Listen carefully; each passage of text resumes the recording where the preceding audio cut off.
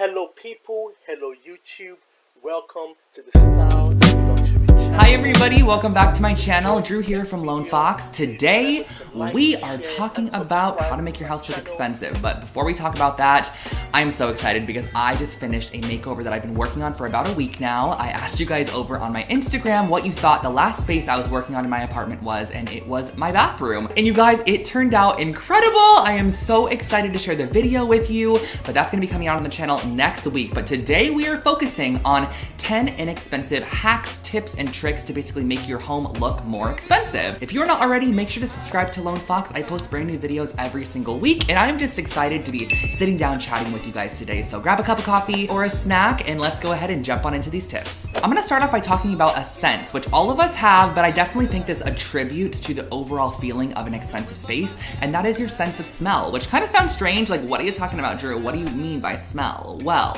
when you walk into somebody's apartment, the first thing, or their home, whatever it might be, the first thing you notice is, of course, the first viewpoint. So whether that's an entryway, a staircase, a bedroom, whatever it is when you walk into the space. But another thing that you notice is a sense of smell. So I think a great way to overall captivate somebody, or just yourself, honestly, when you walk into a space is have a really nice smell going, whether it be a wall plug-in, a candle, a diffuser. There's a ton of options to make sure that your home is always smelling nice. Some of you guys are like, wait, Drew, we want decorating tips. And do not worry, I got you covered. They're coming up next. But this one is one I feel like a lot of people might not even think about. It's something you don't even really think about when it comes to decorating a space, a sense of smell, but it's totally a factor that can benefit to the overall vibe. And if you have a nice smelling space, it's just gonna make your house feel nicer and just well thought out and more expensive. Moving into some more viewable changes that we can make. The first one is actually blank walls. Now, I know blank space is great when it comes to design, but I also think sometimes people leave all their walls blank, and I think that that's something that can cheapen up the look of your home. Adding wall art and just anything to the walls, whether it be peel and stick wallpaper,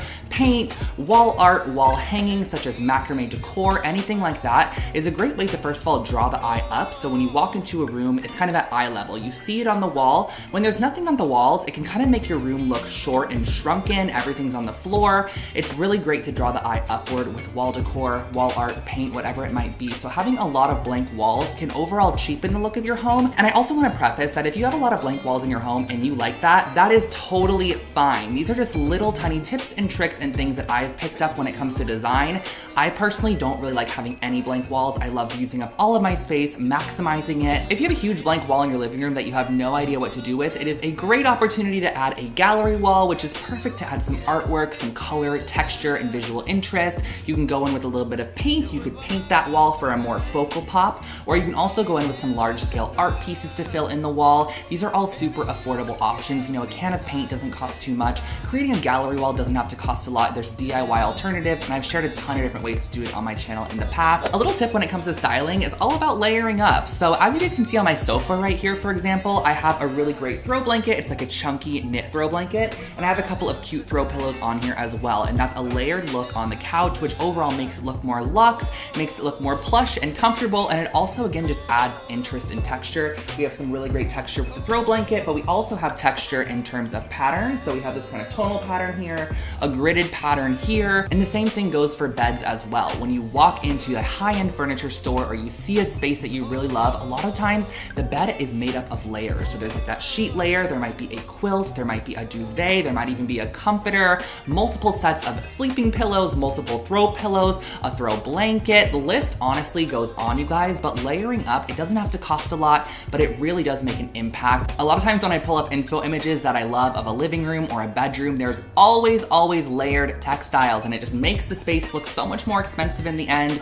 And it's definitely something to consider. You know, you don't have to go crazy with the layers, but adding one or two is a nice way to add some more dimension and texture to your space. I'm sure by the end of this video, I'm gonna be saying dimension, texture, visual interest, color, pattern, and every other adjective to describe these things 1,000 times, so I apologize right now for that. On to our fourth tip, which is a really impactful one and one that I've talked about multiple times on my channel before. That is replacing old, dingy, crusted, dusted, and busted light fixtures. So if your light fixture isn't cute, you guys, go head out to IKEA, shop online for an affordable light fixture to replace that one. And you guys, light fixtures are not hard to install. Totally something you can do at home by watching a YouTube video as well, but it's a great way to go ahead and just remove something that normally is always is renter grade or just the most affordable option that the person that you know is selling you the home purchase, and add something a little bit more personalized. You can even DIY a light. I have created like 15 or 20 different pendant light DIYs across my channel in the past, but swapping out unattractive light fixtures or just unappealing light fixtures is a great way to make your home look more expensive. First of all, it doesn't look renter grade, it doesn't look basic, and while you're changing out your light fixtures, you might as well also ensure that you have a correct light bulb in them. So I personally really like daylight bulbs or like a soft warm light depending on the space, but sometimes lighting can really lean super warm or super cold. Also totally changes the colors of a space. If you have a white sofa, it could start looking blue with cool tone lights, or it could start looking orange with more warm tone lights. So you can really change the way a space looks and give accurate color depiction based off of the lighting in the space as well. So keep those two things in mind. Swap out crusted dusted lighting and swap out busted dusted light bulbs.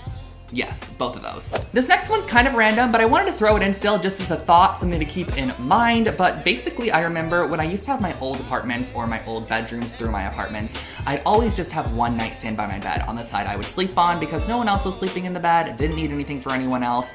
Still don't need anything for anyone else, but two nightstands I think really elevates a bedroom. If you have space for two nightstands on either side, even if no one's on that other side, it's gonna make such an impactful change to your bedroom. Like, just kind of visualize to yourself right now, if you walked into a bedroom that you love, you saw it on Pinterest, and there was only one nightstand in that room, you'd be like, where's the other one, you know? I feel like it just really completes the space, but I just like the way that it looks. I think it looks really nice. It balances it out. It kind of gives it symmetry, and just overall, it just makes it look really balanced in the end. So consider that, and I'm not telling you guys to go out and purchase matching furniture sets because that's a big no-no too. We don't want matching furniture sets in 2021. I'm sorry, there's no more of those. Next up, let's add a breath of fresh air to your space. That's gonna be done through plants or flowers, and they can totally be artificial if you want to. I think real plants add a little bit more of a better vibe, if you will, but I have a mixture of both throughout my apartment. I have faux plants and I have real plants. You know, this tree back here, that's a faux olive tree, and I love it so much. I would never be able to keep an olive tree alive in here, but I do have a couple of real plants throughout my apartment, and I also think plants are a great way to add color to a space without adding color to a space, because a plant is a neutral. I'm sorry what you guys say,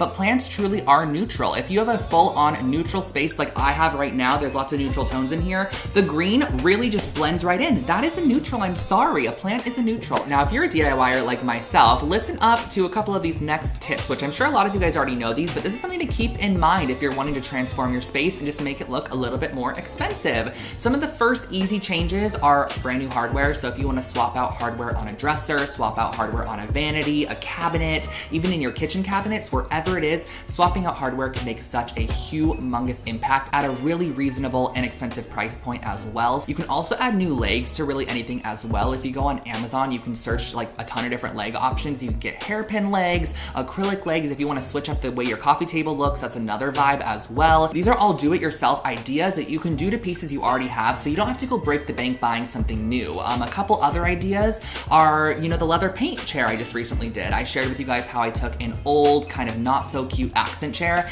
and I made a concoction of leather paint that I painted on there, and in the end, it ended up looking like a vintage distressed leather accent chair, which I just love. I think that was such a cool technique. I've also done ceramic paint in the past on my channel, where you mix baking soda with your acrylic paint, and you can paint it on whatever you want, and it just gives it an overall ceramic kind of porcelain look. Consider using a lot of your DIY skills to recreate or update or upcycle pieces you already have. This next one is so reasonably priced, but really gives you such a luxe expensive result on the end, and that is any form of wall molding. Now, on my channel in the past, you guys have seen me do board and batten in my bedroom. I did it in my roommate's bathroom. I might have even done it in my own bathroom, which is coming out shortly, but there's tons of different ways to add wall molding to walls. You know, you can do beadboard, you can do wainscoting, you can do diagonal wall molding, you can do full-on vertical wall molding, you can do board and batten. There is a ton of ideas, and you guys, wall molding doesn't have to cost a lot at all. Go out and buy a couple of boards, literally nail them to your wall, cut them to size, paint over them, and you are good to go. And I personally think that wall molding is one of the most inexpensive things you could do that gives you one of the most expensive results in the end, because it really looks like, you know, the architect that built your home home or the person that you bought your home from put so much work and effort into what they designed in the space, and you know, it probably cost you a fortune in the end, but in reality, you did it yourself for like $100. So I love wall molding. Definitely consider it, you guys, if you have a blank or boring space. Like imagine a wall without a baseboard, you guys. Like that would just be so bland and boring. So wall molding is kind of like a step up from a baseboard. You're just adding more baseboards on your wall to make it look even prettier. So I just love them. I've done them multiple times and they're super easy coming from me, you guys. I swear you can do it too. It's very, very simple. We gotta talk about window treatments because you guys, window treatments, this is the craziest before and after that I'm gonna be sharing with you. I've shared it in another video in the past and I think in my actual bedroom makeover as well. But this is how impactful the curtains that I added to my bedroom changed the space. When I toured this apartment to go through and rent it, I was like, you know, this is not very cute. There was sheer curtains that literally only fit the window with the tiniest, thinnest little metal curtain rod above it. And I was just like, what are these? You couldn't even see the beautiful windows behind because they're actually really pretty trimmed out windows that pull out. And I love them so much, but these kind of sheer ugly curtains were blocking them. So in my bedroom, for example, I mounted the curtain rod almost all the way to the ceiling. Before, as you guys were able to see, it was just mounted right above the window, which is not what you want to do. Even if your window is in the middle of the wall, mounting your curtains as high as you can when they're closed makes it appear that the window is taller, but when you have it opened, it also just makes the wall appear much higher as well. And it's not going to like be awkward or anything like that with all this extra, you know, fabric above your window. It just really adds a nice bit of texture to the space as well with that fabric.